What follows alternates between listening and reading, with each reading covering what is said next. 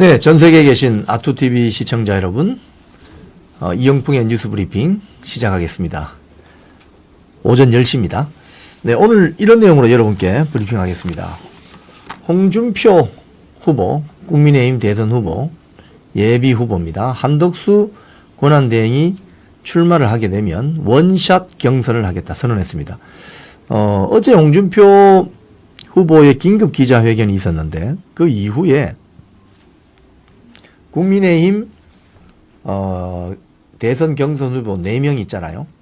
4명이 전부 다 한덕수하고 단일화 하겠다 이렇게 지지 의견을 냈습니다. 그 내용 중심으로 오늘 방송을 해드리겠는데, 지금 당초 저 제일 왼쪽에 있는 김문수 후보 같은 경우는 처음부터 한덕수 권한대행이 출마를 하면 단일화를 할 수 있다 이런 입장을 밝혀왔어요.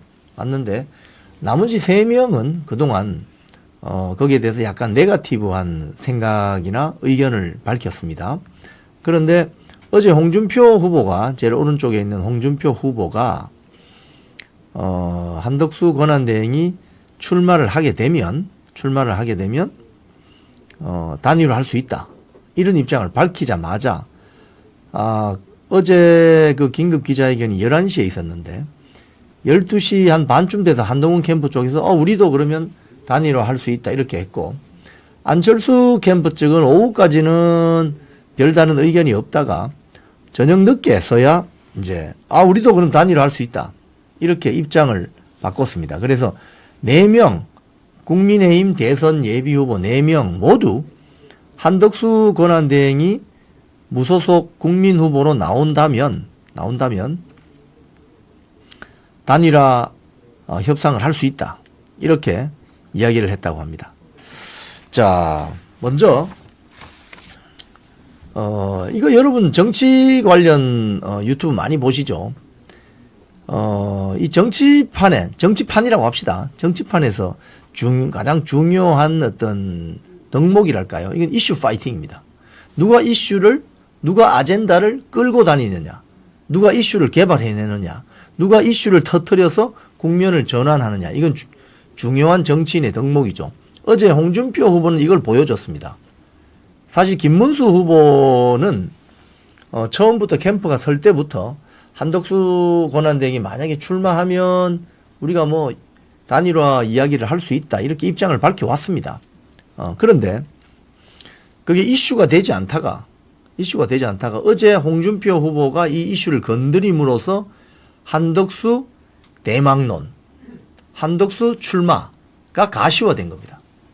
이렇게 되면 사실 제가 며칠 전에 말씀드린 것처럼 한덕수 주변에 뭐 추대위원회 뭐 이런 사람들이 있었잖아요. 제가 그래서 그런 말씀을 드렸죠. 듣도 보도 못한 사람들은 한덕수 대통령 권한대행에 대해서 뭐 출마 촉구를 하는 부적절하다. 적어도 한덕수 권한대행 정도라면 우리가 들었을 때 네임밸류가 있는 어떤 정치인이나 또는 단체에서 출마 촉구를 해주는 게 좋다. 제가 그런 말씀 드린 적이 있습니다. 그러자 그 다음날 바로 손학규 전 민주당 대표, 범시민사회단체나 범사련 등에서 한덕수 권한대행의 출마를 촉구하는 이야기가 나오기 시작했죠. 그리고 여론조사 결과도 국민의힘 지지층에서는 제가 조금 이따 말씀드리겠지만 거의 80% 넘게 한덕수 권한대행이 출마를 해야 되겠다 이런 여론이 형성이 됐습니다. 그래서 그 지점을 딱 잡아서 홍준표 후보가 어제 긴급 기자회견을 연 겁니다. 그리고 어제 홍준표 후보가 한덕수하고 원샷 경선, 만약에 본인이 대선 후보로 확정이 되면, 국민의힘 대선 후보로 확정이 되면 원샷 경선을 해가지고 단일화를 이끌어내겠다. 이렇게 함으로써 어제 오후부터 한동훈, 안철수까지도 다 그럼 한덕수하고 단일화 하겠다는 의견을 표명을 했습니다. 즉 홍준표 후보, 예비 후보의 이슈 파이팅이 어떻게 보면 결과를 만들어낸 거죠. 그 점을 오늘 제가 말씀을 드립니다. 자, 어제 그 기사를 보면은 연합뉴스 홍준표 최종 후보 되면 한덕수와 원샷 경선할 것이다. 이런 기사가 났습니다. 어제 오후 늦게입니다. 원샷 경선이 뭐죠, 여러분?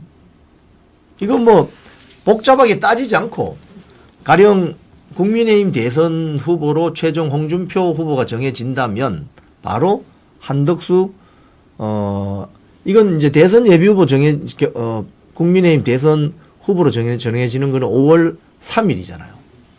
4월 29일 날 4명이서 50대 50, 국민 50, 당원 50 해서 여론조사 또는 득표를 해서 한 후보가 50%를 넘어야 끝나는 거거든요. 근데 4명이 나왔기 때문에 한 번에 50% 넘기는 힘듭니다. 현실적으로. 그러면 1등, 2등이 다시 결승전 가는 거죠. 그럼 그게 정해지는 날짜가 5월 3일입니다. 그럼 5월 3일 전후로 한덕수 권한대행이 출마 의사를 밝힌다고 쳤을 때 만약에 홍준표 후보 측이 국민의힘 대선 후보로 확정이 된다면 한덕수하고 바로 만나서 바로 원샷 경선 이야기를 바로 하겠다 이 말입니다. 원샷 경선이라는 것은 100% 뭐 국민 여론조사 합시다. 또는 50대 50으로 합시다. 또는 뭐 6대 4로 합시다. 한 방에 딱 끝내버리자 이거죠. 원샷. 그죠? 원샷. 깔끔하게. 한덕수 후보가 48년생입니까? 49년생입니까? 그러니까 홍준표 후보가 54년생인가 그렇거든요. 그러니까 나이가 많죠. 그러니까 뭐 사석에서 만나면 뭐 형님이라 할 수도 있겠죠. 자, 형님, 뭐 구질구질하게 하지 말고 깔끔하게 원샷으로 갑시다. 자, 100% 국민투표, 뭐 국민 여론조사 가든지 아니면은 50대 50으로 가든지 아니면은 뭐 7대 3, 6대 4로 합시다. 뭐 이렇게 후보끼리 딱 만나서 바로 정한다 이겁니다. 원샷 경선. 왜? 시간이 별로 없으니까. 시간이 오늘 지금 며칠 남았어요, 여러분? 39일. D-39일입니다, 오늘. 시간이 없습니다. 그 이야기는 한다. 그리고 어제 홍준표 후보가 기자회견을 할 때 여러 가지 이야기를 했는데 제가 그 긴급 기자회견문을 좀 정리를 해봤어요. 이렇게 보니까 가장 핵심이 이겁니다. 핵심이 한 4가지 정도 되는데 첫 번째가 뭐냐면 국민의힘 당내에 윤석열 전 대통령을 지지하는 세력도 함께 하겠습니다. 이렇게 이야기했습니다. 정확한 워딩입니다. 그럼 1번 친윤 세력들 다 안고 가겠다 이 소리죠. 여기에는 뭐 여러 사람이 있겠지만 결국 이틀 전에 이철규 의원 뭐 예를 들자면 윤석열 전 대통령의 복심이라고 할 수 있는 이철규 의원 이철규 의원이 합류를 했죠. 이 말은 확인된 겁니다. 자, 그 다음에 두 번째 한덕수 대통령 권한대행이 대선에 출마하고 반 이재명 단일화에 나선다면 한덕수 대행과도 함께 하겠습니다. 이거 원샷 경선. 이게 말이 일관성이 있죠. 이건 호남 지역에 반 이재명 세력과 연합하겠다 이 소리입니다. 그러니까 친윤 세력, 이철규를 필두로 하는 친윤 세력 1번. 2번은 한덕수를 포함한 한덕수 권한대행이 전라북도 전주 출신입니다. 호남 지역의 반 이재명 세력을 같이 연합하겠다. 그리고 3번 이준석 개혁신당 대선 후보와도 빅텐트를 위한 협상을 진행하겠습니다. 이건 뭐냐? 협상을 진행하겠다고 했어요. 이 말은 아직 이야기가 안 됐다 이 소리죠. 1번, 2번 즉 친윤 세력 안고 가겠다. 이철규 들어왔죠. 한덕수 쪽 캠프와 함께 하겠다. 이 소리는 지금 어제 긴급 기자회견 저 장면이 나오고 있는데 상당 부분 지금 메신저를 보내서 이야기가 되고 있을 수도 있겠다는 가능성이 커 보입니다. 그런데 이준석에 대해서는 협상을 진행하겠다고 하죠. 그러니까 아직 협상이 아직 본격적으로 되지 않았다 이 소리죠. 이준석 개혁신당 대선 후보가 어제 이 아시아투데이 아투 유튜브 출연해서 입장을 밝혔는데 그것도 제가 오늘 말씀드릴게요. 그리고 또 하나 민주당 내에 비명계도 함께 하겠다.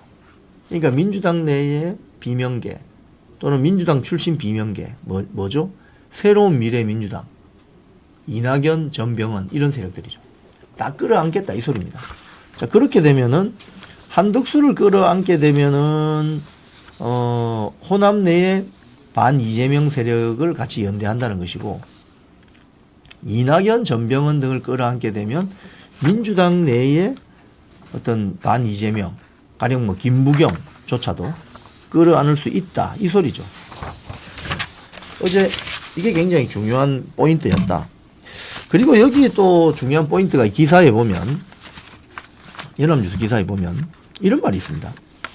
이제 긴급 기자회견문을 다 읽고 질문을 받지 않겠다고 하면서 나가면서 기자들에게 뭐 백브리핑처럼 이야기한 게 있어요. 질문 받지 않고.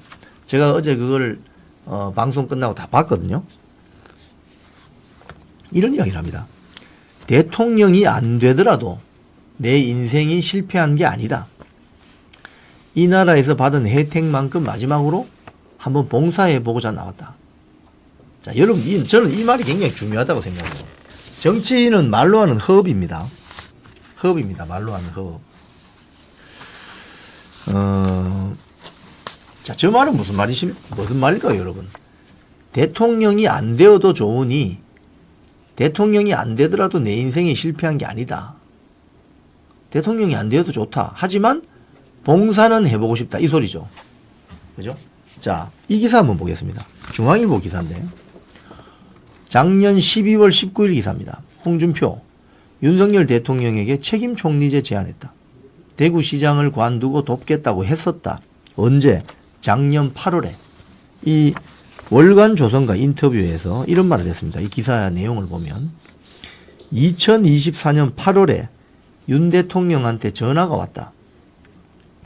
그때 윤 대통령에게 뭐라고 이야기했느냐. 내정이 힘들면 내가 대구시장 그만두고 올라가서 도와드리겠다. 대통령은 외교와 국방만 하시라. 이원 집정부제 형태로 책임 총리 도입하는 것도 한 방법이다. 이런 이야기를 했다고 하는 거죠. 또 10월에도, 이제 계엄 직전이죠. 10월에도 내가 문자를 보내. 박근혜처럼 될 수가 있다. 빨리 책임 총리제를 도입하고 국정을 쇄신하라. 내각도 대통령실도 바꾸고 내각도 전면 개편하라. 처음 취임했을 때처럼 새로운 사람으로 하라. 내가 도와드리겠다. 이렇게 했더니 윤 대통령이 비서실장하고 의논하겠다. 그 말하길래 그렇게 하면 외부에 공개된다. 대통령 본인이 결심할 때 직접 발표해라. 빨리 해야 될 것이다. 야당하고도 타협할 수 있다. 이러면서 홍준표 당시 대구시장이 뭐라고 했냐면은, 내가 한번 해보고 싶은 것은 국가 경영이다. 국가 경영. 역대 총리 중에도 대통령이 된 전례는 없다. 이게 무슨 소리입니까?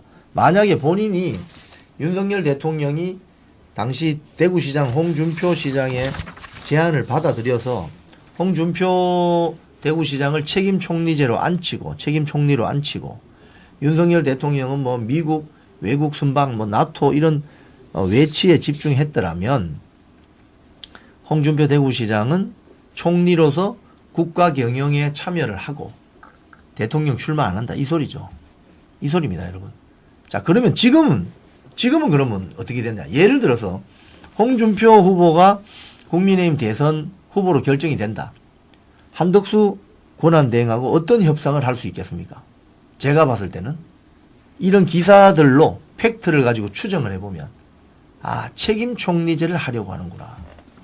대통령은 외교, 안보, 국방, 통일 이런 외치에 전념을 하고, 총리는 대통령이 존중해주고 인정해줘서 책임 총리제를 하려는 구상을 가지고 있구나. 이 이야기를 홍준표 지금 후보와 한덕수 권한대행이 이야기를 진전시킬 수도 있겠구나. 디벨로핑 할 수도 있겠구나. 그 가능성이 크겠구나. 이렇게 보여지는 거죠. 저는 이게 제 내피셜이 아닙니다. 제가 이 기사들 그동안 쭉 있었던 기사들을 가지고 제가 합리적으로 추론하는 겁니다. 그러니까 한덕수 권한대행이 후보로 출마한다. 출마할 가능성이 지금 높습니다. 왜냐하면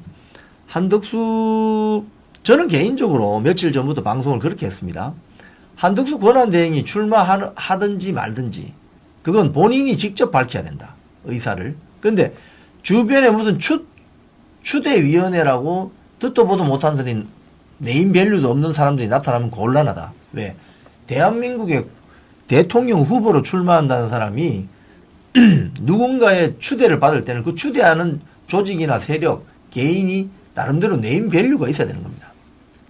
그래서 제가 처음에 추대위원회가 뭐 프레스센터에서 기자회견하고 그럴 때 제가 조금 비판을 했습니다. 당신들은 아니다.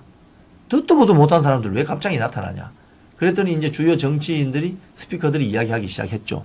그리고 홍준표 후보가 이걸 빨리 감지를 하고 한덕수 권한대행이 출마를 하면 자기가 원샷 경선하겠다고 이야기한 거죠. 결국 그래서 어제 오후에 한동훈, 안철수까지도 다 움직인 겁니다. 자, 이제 네 명의 후보가 다 움직여버린 거죠. 자, 그런데 홍준표 후보 같은 경우에 한덕수 후보하고 어떤 메신저를 통한 어떤 역할 분담에 관한 이야기가 오고 가고 있는 게 아닌가 이런 추정을 해볼 수 있다는 거예요. 왜? 본인이 윤석열 대통령이 비상계엄을 선포하기 훨씬 이전부터 굉장히 내치가 조금 불안정한 것 같으니 윤석열 대통령은 사실 여러분 아시는 것처럼 정치 신인이잖아요. 정치를 어떻게 보면은 정치 초년생이죠. 그래서 사실은 지금 많은 애국 국민들이 윤석열 대통령에 대해서 윤 어게인 정신을 계승해야 된다고 이야기하죠. 왜? 기존의 여의도 문법을 쓰던 정치인들하고 완전히 다르거든요. 윤석열 전 대통령은. 저 장면이죠.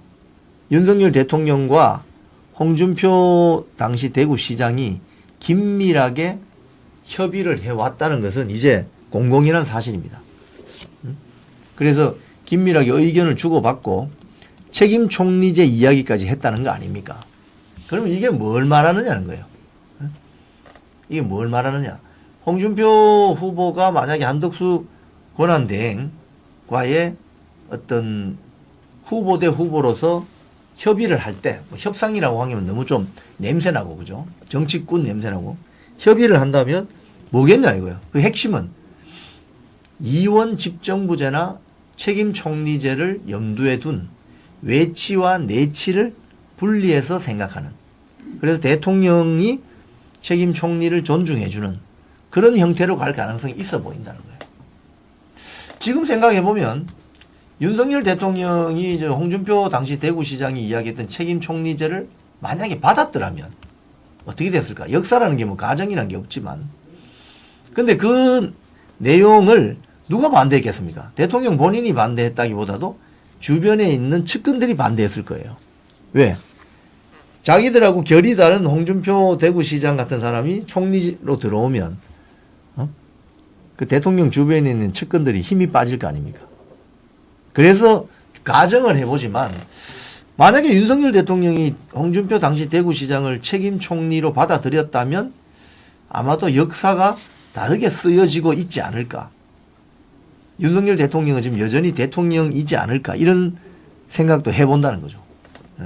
그래서 여러분 지금 이 방송을 보시는 분들도 누구는 뭐 김문수 지지, 누구는 홍준표 지지, 누구는 안철수 지지, 누구는 한동훈 지지 이렇게 많이 이야기를 하실 수 있어요. 아마 아투TV 보시는 분들은 한동훈이나 안철수 지지하는 분들은 많지 않을 것으로 제가 봅니다.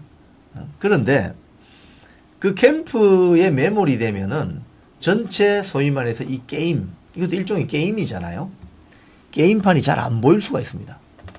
그걸 아셔야 됩니다. 제가 여기 여의도 대합 빌딩 거기에 지금 4층, 6층 뭐 이렇게 보면 한동훈, 뭐 홍준표, 김문수 캠프가 다 있습니다. 유정복 캠프도 거기 있었어요.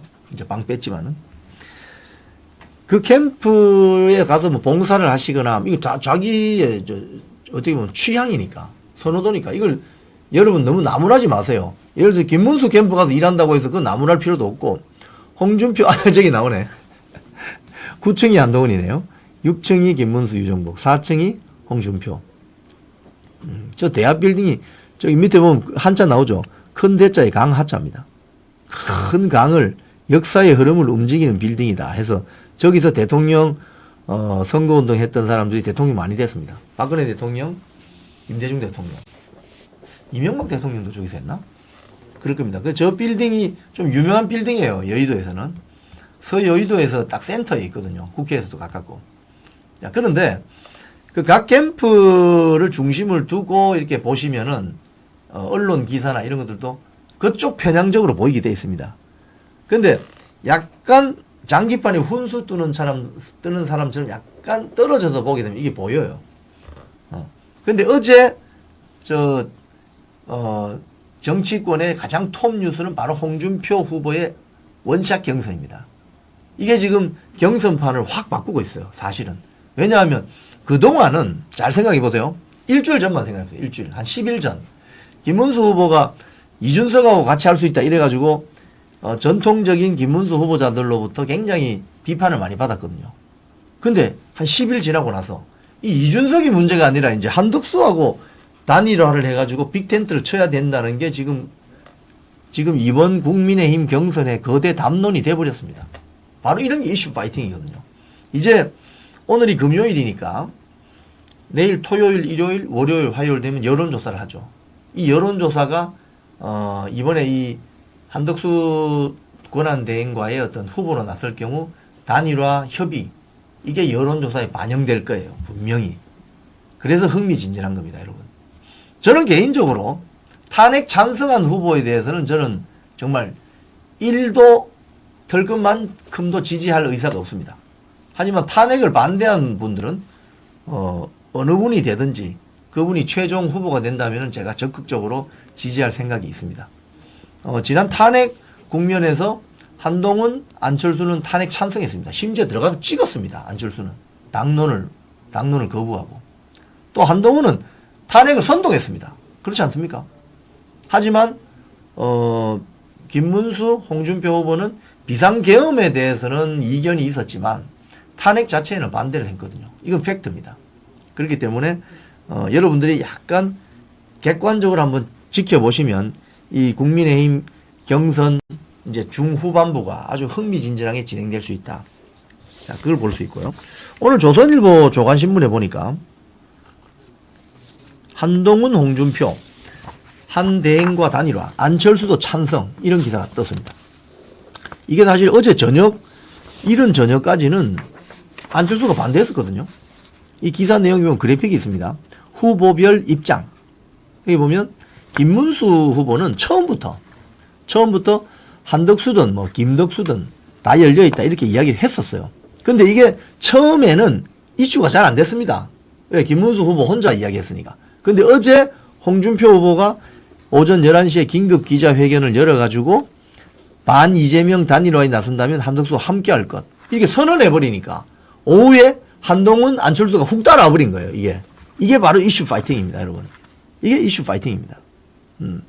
그래서 기자들이 묻죠. 아니, 그동안은 뭐 한덕수 출마에 대해서 굉장히 부정적이었는데 이랬더니 홍준표 후보가 그 이야기를 했죠. 당원과 국민이 지지한다. 실제 여론조사가 80% 이상 나와요. 국민의힘 지지자들 사이에서는 한덕수하고 단일화 협상을 해라고 하는 것이 거의 80% 넘습니다. 그걸 딱 여론의 흐름을 캐치해서 홍준표 후보가 어제 11시에 긴급 기자회견을 함으로써 한동훈, 안철수까지 훅 따라 들어버린 거예요. 이제는 결국 뭡니까? 이 전체 국민의힘 경선 판을 국민의힘 지지층이 원하는 한덕수 단일화로 몰아가는 결정적인 방망이를 두들긴 게 누구냐? 홍준표 후보라 이 소리입니다. 그러니까 이게 이슈 파이팅이 중요하다는 거예요. 자, 여론조사 결과도 한번 보죠. 어제 문화일보 기사를 제가 설명드리겠습니다. 국민의힘 홍준표, 한동훈, 김문수 접전. 이재명과 양자 때는 한덕수 30, 홍준표 29. 자, 무슨 소리냐? 여기 보면 그래프, 막대 그래프가 있습니다. 막대 그래프. 자, 이 막대 그래프를 잘 보세요, 여러분. 이 여론조사는요, 국민의힘 지지층 플러스 무당층을 상대로 여론조사를 한 겁니다. 그 말은, 자, 다음 주 화요일 날, 2차 경선 결과가 어떻게 되죠? 지금 국민의힘 경선 룰을 보면은, 당원 50%, 그리고 일반 국민 50% 이렇게 돼 있잖아요. 그러면 그 말은 국민의힘 지지층 플러스 무당층을 상대로 여론조사한 거하고 비슷하게 나올 가능성이 크다. 이렇게 볼 수 있죠. 자, 그러면 이 결과는 어떻게 나왔습니까? 문화일보 보도는 홍준표 23, 1등입니다. 한동훈 22, 2등입니다. 김문수 19, 3등입니다. 안철수는 좀 떨어집니다. 자, 여기서 이게 왜 이렇게 나올까? 자, 문화일보 기사 하나 더 볼게요. 국민의힘 지지층 플러스 무당층, 홍준표 뭐 등등 나오죠. 이 밑에 보시면, 서브 타이틀 보시면은, 조금 올려보세요. 여기 보면은, 국민의힘 지지층을 상대로 한 여론조사에서는 김문수 후보가 1등입니다. 그러니까 김문수 캠프에서 가서 봉사하시고 김문수를 지지하는 분들은 이게 당연하게 받아들여지죠. 왜? 국힘의 지지층이니까. 김문수 1등입니다. 홍준표 2등, 한동훈 3등. 자, 그런데 무당층으로 가면 오히려 한동훈이 1등이 됩니다. 한동훈이 1등이 되고 홍준표 2등, 김문수는 4등이 됩니다. 그러니까 국민의힘 지지층으로 김문수 지지를 많이 하시는 분들은 무당층에서 저런 여론 결과가 나오는 걸 이해할 수가 없죠. 여의도 대합빌딩 가봤는데 사람들이 구름처럼 밀려오던데 어떻게 김문수 후보가 5%밖에 안 나오지? 이렇게 생각할 수 있다는 거예요. 그게 바로 이제 그 본인들이 좋아하고 응원하고 지지하는 후보 캠프만 바라보고 있으면 그렇다 이거죠. 하지만 조금 멀리 떨어져서 장기판 훈수 두는 사람처럼 보면 저게 이해가 된다는 거예요. 근데 여기서 중요한 건 뭐냐? 국민의힘 지지층, 무당층 이걸 합한다 이거죠. 즉, 당원 50%, 일반 국민 50% 합해보면 1등이 누가 되느냐? 홍준표가 된다는 거예요. 이 여론조사의 의미는 바로 이겁니다, 여러분. 그래서 지난번 그 1차 경선 그 여론조사는 국민 100%로 했지 않습니까? 사실 국민 100%로 하면 당원을 배제한 거 아니겠어요? 그럼 어떻게 보면 이거는 좀 특정 후보한테 유리할 수 있습니다. 그래서 지금 국민의힘 경선 위원회가 좀 편파적이다 이런 비판을 받죠. 아니 뭐 처음부터 국민 경선 100%를 하느냐? 당원들은 그럼 의견 없느냐? 근데 그러니까 1차전에 준결승전에 올라갈 수 있는 그 4명 안에 특정 제가 누군가 이야기하지 않겠습니다. 여러분 아시죠? 그 자를 집어넣기 위해서 1차 여론조사를 국민 100% 한 거 아니냐. 그렇게 의심을 받고 있죠, 지금. 사실. 의심받고 있습니다. 자, 그런데 이제부터 중요합니다. 왜? 당원 50%가 들어가거든요. 당원 50%. 그럼 당원들이 지금 무슨 생각 하겠어요, 여러분? 당원이 전국에 국민의힘 당원이 80만 명입니다. 민주당은 240만 명이고. 그럼 이 80만 명의 당원이 지난번 윤석열 대통령 탄핵 전국에서 무슨 생각을 했겠습니까? 윤석열 대통령 탄핵시켜야 된다라고 생각했겠어요? 당원들이? 아마 또 그 정반대일 겁니다. 정반대일 겁니다. 그럼 그 당원들이 누구를 지지하겠습니까? 안철수나 한동훈을 지지하겠습니까? 거기에 달려있다는 거예요, 지금. 그래서 아까 처음 보여드린 막대 그래프 한번 더 보여주시죠. 저 막대 그래프를 잘 보시면은 다음 주 화요일 저녁에 발표될 여론조사 결과를 조금이나마 추측할 수 있죠. 그리고 안철수를 찍었던 저 6%의 표는 어디로 가겠습니까? 한동훈 쪽으로 가겠죠. 그죠? 한동훈 쪽으로 갈 겁니다. 한동훈 쪽으로 갈 가능성이 크죠. 그러면 홍준표, 김문수 그 표는 나눠지겠죠. 그러면 결국 제가 볼 때는 한동훈은 결승전에 올라갈 가능성이 있어 보입니다. 그러면 나머지 결승전 갈 사람은 홍준표냐 김문수냐 이겁니다. 이거 지금. 결승전을 한동훈은 올라갈 겁니다. 제가 봤을 때는 가능성이 큽니다. 왜? 안철수 표가 한동훈 쪽으로 갈 가능성이 커요. 둘 다 탄핵 찬성했으니까. 근데 홍준표냐 김문수냐 이건 이제 그때 봐야 되는 거죠. 근데 결국 적합도 조사를 하면은 홍준표가 1등, 한동훈이 2등 이런 식으로 나오기 때문에 저 그래프가 아마도 다음 주 화요일 저녁에 발표될 여론조사 결과하고 좀 유사하지 않을까. 이런 전망을 해볼 수는 있죠. 네. 자, 그리고 또 조선일보 보도도 아침에 이게 났네요. 양자 대결할 때는 이재명이 40% 중후반이고 한덕수 30, 홍준표 29, 김문수 27, 한동훈 24 이렇게 나온다는 거예요. 아, 그러면 한덕수 후보와 홍준표 후보는 그 1%밖에 차이 안 난다는 소리 아닙니까? 근데 한덕수하고 김문수는 3%, 한덕수하고 한동훈은 6% 차이 나는 거죠.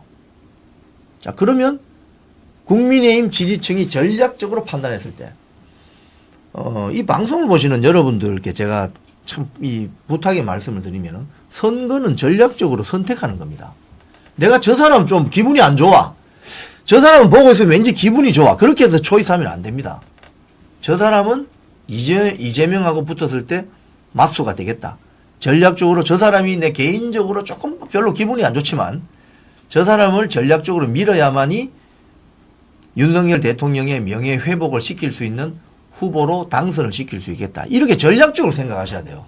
제가 저 유튜브 방송하면서 제가 댓글들 이렇게 보면요.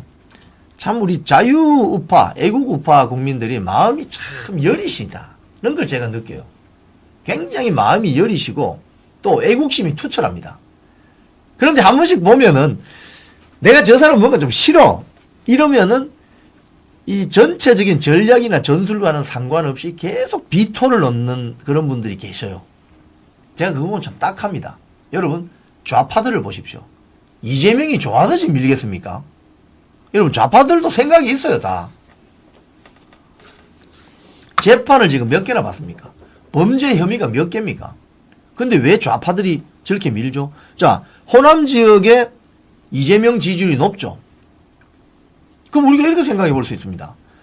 광주 민주화 운동의 성지라고 하는 광주에 있는 유권자들이 바보입니까? 그분들도 전략적으로 생각한다고요. 이재명이 그런 범죄 혐의가 있고 재판을 많이 받고 있다는 걸 알아요. 그분들이. 하지만 왜 이재명 원톱으로 올인하겠느냐. 대선에 이겨야 된다는 생각을 하는 거죠. 아니, 후보 중에 뭐 하자 없는 사람들이 어디 있어요. 솔직히 말해서. 지금 뭐 우리 국회의원들 저 범죄 통계 내면 엄청난 잡범들 많잖아요.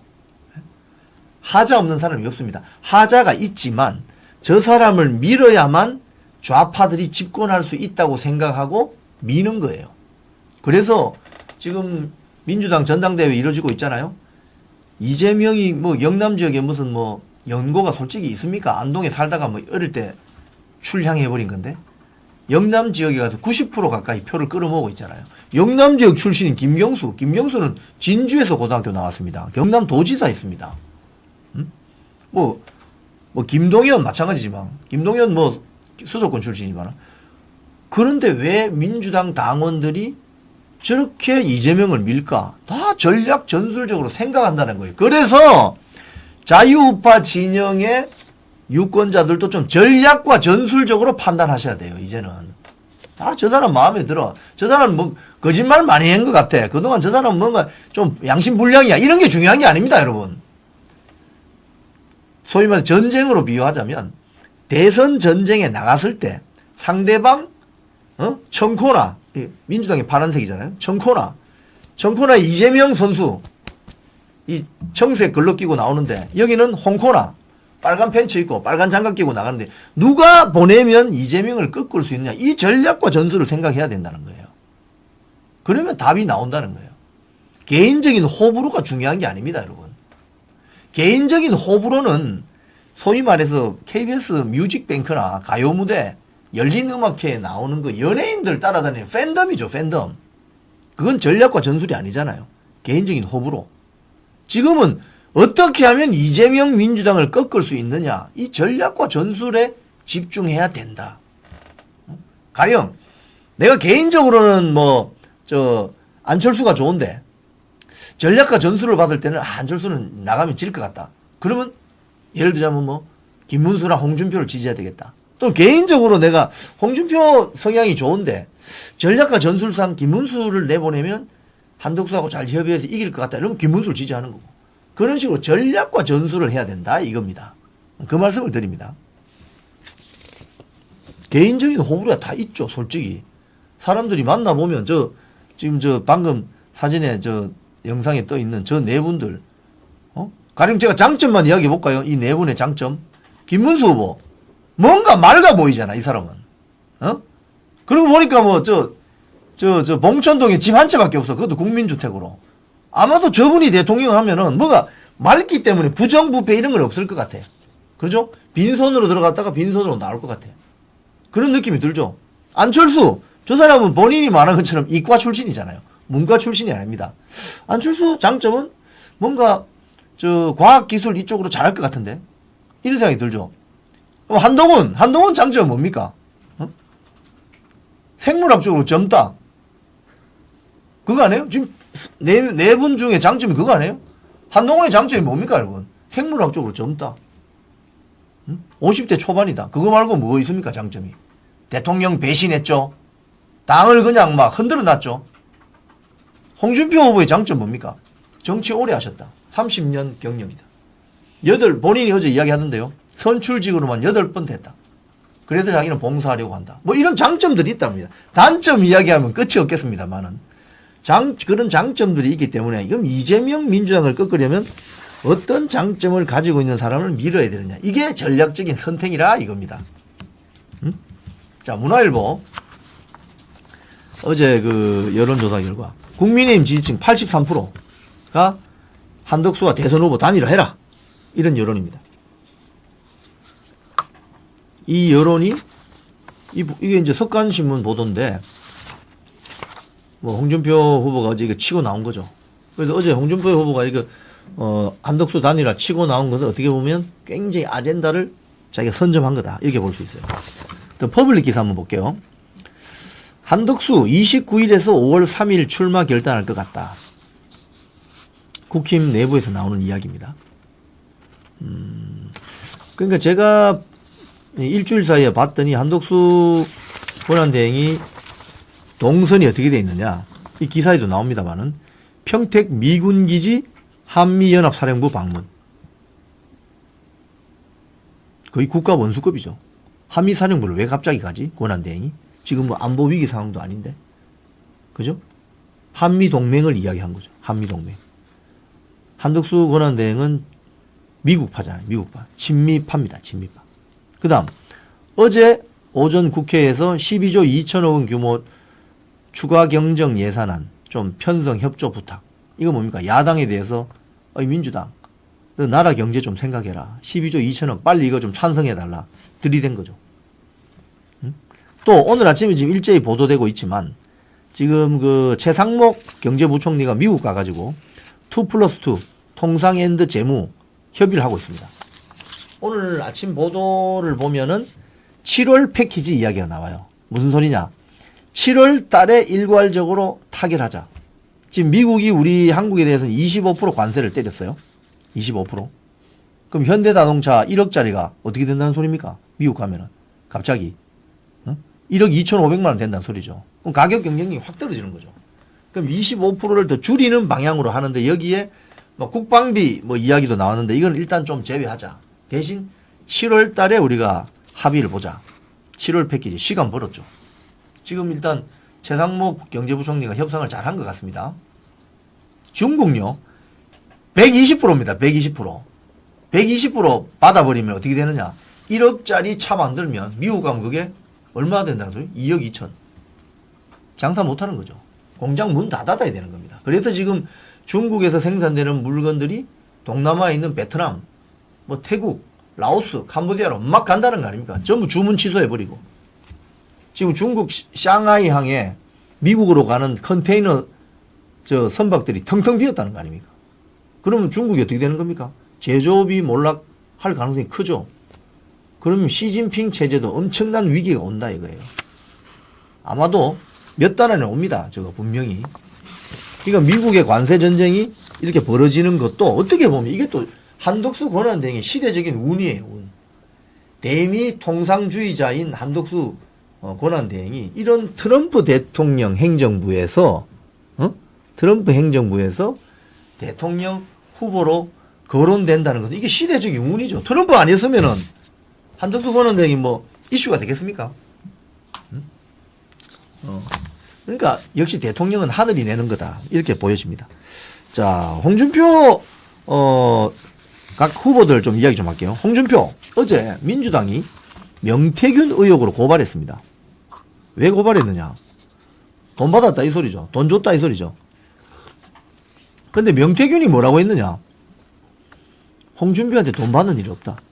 나를 9번이나 고소한 사람을 두둔 하겠냐? 명태균이 이게 며칠 전에 한 이야기입니다. 자, 그러면 명태균의 말에 따르면 자신은 홍준표 후보한테 돈을 직접 받은 적은 없다. 이 소리죠, 지금. 그죠? 근데 어제 민주당 연합뉴스 보면은 민주당이 홍준표 명태균 의혹 고발. 이거 왜 하는 거지? 이 정치 공세죠. 그러니까 명태균이 법정에 가서 그렇게 이야기하겠죠. 저는 홍준표라는 사람한테 돈 받은 적은 없습니다. 이야기하겠죠.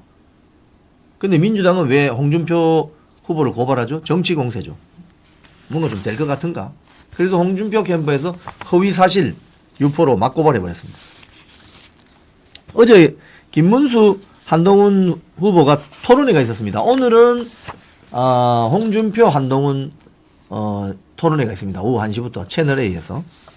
근데 이게 보면 김문수 연합뉴스 보죠. 김문수 한동훈 윤 탄핵에 제일 책임이다.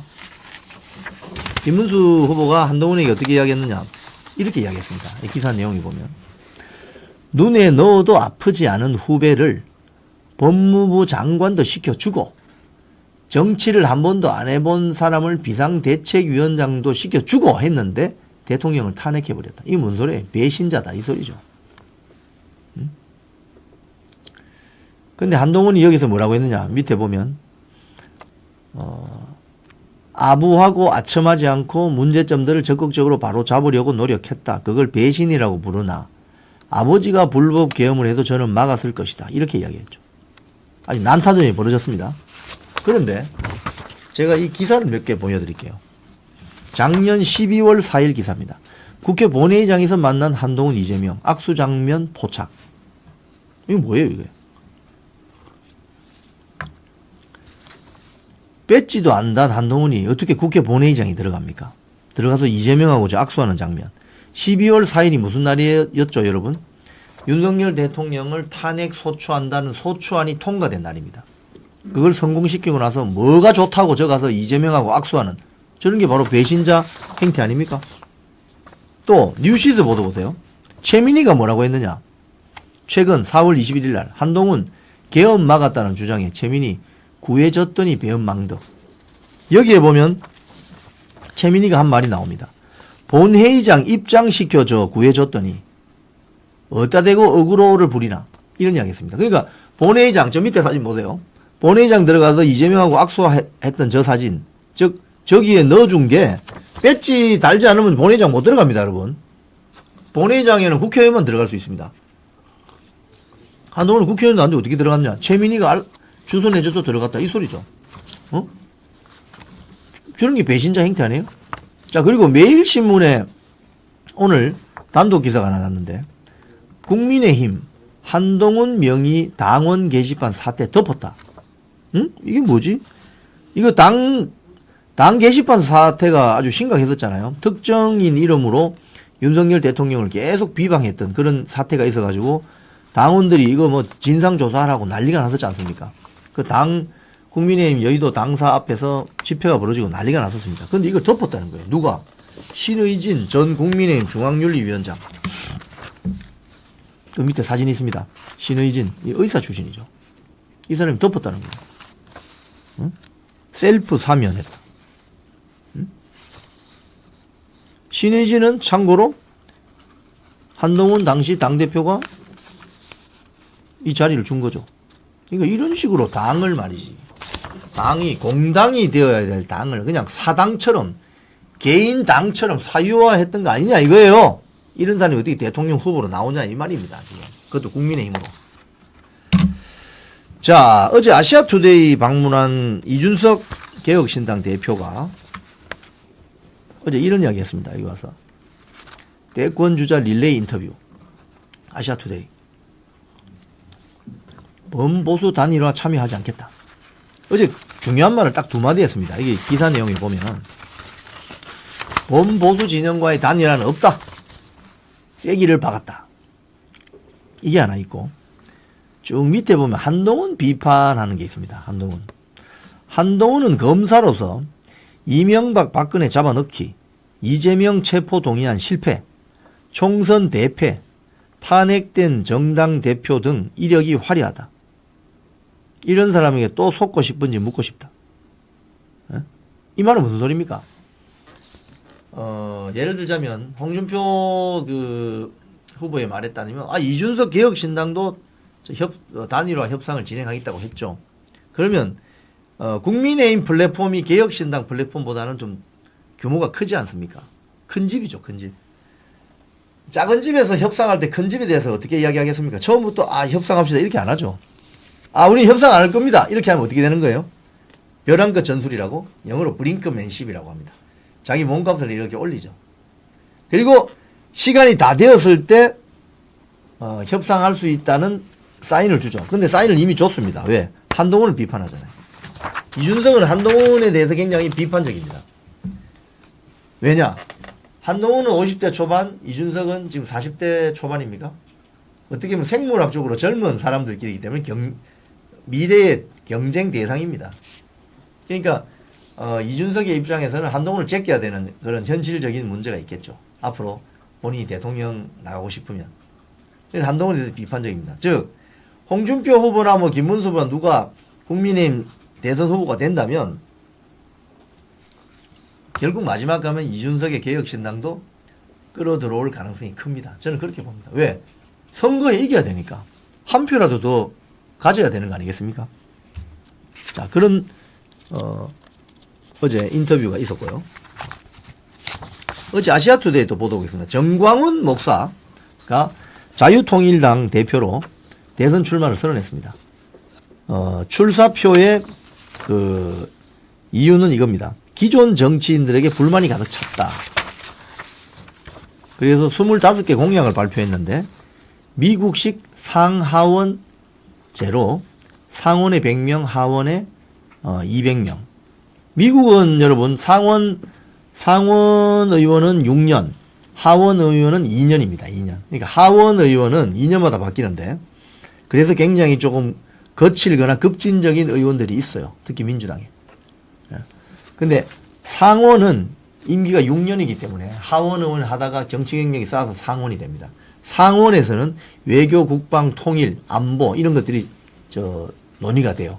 그래서 상원 의원들은 민주당이나 공화당이나 미국의 대외 국익과 관련되는 데에서는 똑같은 목소리를 냅니다. 이거 보면 참 어떻게 보면 부러운 제도죠. 그리고 공수처 해산하겠다. 국회 해산하고 재선거 실시하겠다. 윤석열 전 대통령의 국정기조를 계승하겠다. 중앙선관위를 해체하고 재구성하겠다. 사전투표 폐지하겠다. 대만식 현장투표, 현장개표 도입을 하겠다. 간첩죄 엄벌하겠다. 국정원 기능 재정비하겠다.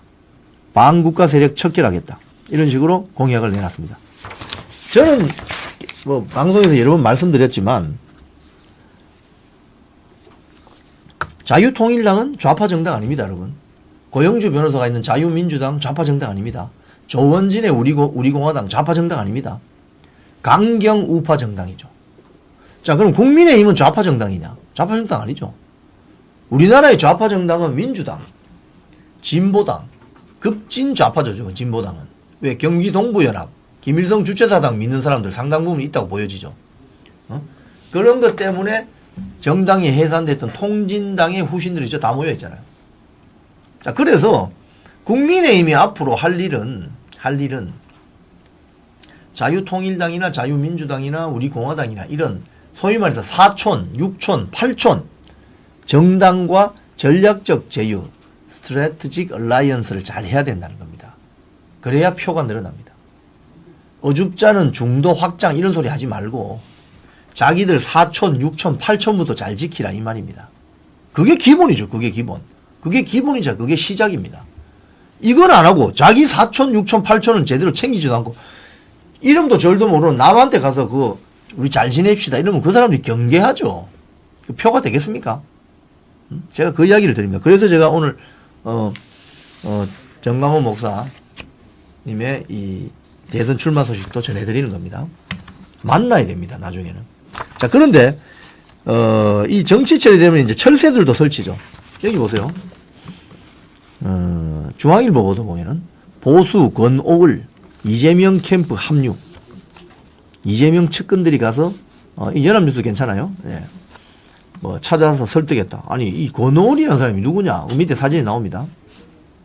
안동 출신인데 바른정당 유승민하고 바른정당 만들어서 최고위원도 했어요. 15대 때부터 한나라당 뭐 새누리당 국회의원을 4번이나 한 사람입니다. 보수 정당에. 그랬던 사람이 지금 이재명 캠프에 가서 일을 한다? 이게 말이 되는 소리예요, 이게 지금. 예? 미국 같으면 공화당에서 사선 의원 한 사람이 민주당 가서 국회의원 할 수 있습니까? 여러분, 영국 같으면 보수당에서 국회의원 한 사람이 노동당 가서 국회의원 합니까? 있을 수 없는 이야기죠. 이게 바로 철새입니다, 철새. 철새. 뭐 한 자리 뭐 보장을 받았든지. 응? 여기 보면 뉴데일리 보도도 이런 게 있죠. 우파 인사 영입 원하는 이재명. 정책 우클립보다 확실. 왜? 사람 데리고 오는 게 정책 발표하는 것보다 더 효과 있잖아요. 여기 밑에 사진 보세요. 누가 나와요? 이현주. 대표적인 철새 정치인 아닙니까? 저런 철새 정치인들 데려다 놓고 뭘 하겠다는 소리입니까, 지금? 자, 오늘 뉴스 브리핑 정리하겠습니다. 오늘 저는 이런 내용으로 여러분께 말씀드렸습니다. 대선이 39일밖에 남지 않았습니다. 한 달. 이제 한 달입니다. 홍준표 후보가 어제 한덕수 후보가 나오면 원샷 경선 선언했습니다. 이 선언을 하자 그동안 부정적이었던 한덕수 단일화 후보와 단일화에 부정적이었던 한동훈, 안철수까지 한덕수하고 단일화하겠다고 지지 선언을 해버렸습니다. 이슈가 확 바뀐 거죠. 국민의힘 대선 경선이 중후반부로 가고 있는데 이 어제 홍준표 후보의 한덕수와 원샷 경선하겠다고 선언한 것이 물꼬를 텄습니다. 이제. 그래서 국민의힘 예비후보 4명 모두 한덕수 권한대행이 출마를 하게 되면 협상을 해서 단일화 협상을 하겠다고 여론이 형성된 겁니다. 잘 된 거죠. 결론적으로. 그 물꼬를 누가 텄다? 홍준표가 텄다. 어제 정치권 톱 뉴스가 그거였습니다. 자, 오늘 끝까지 시청해 주신 여러분께 감사드립니다. 다음 주에 또 뵙도록 하겠습니다. 주말 편히 쉬십시오. 고맙습니다.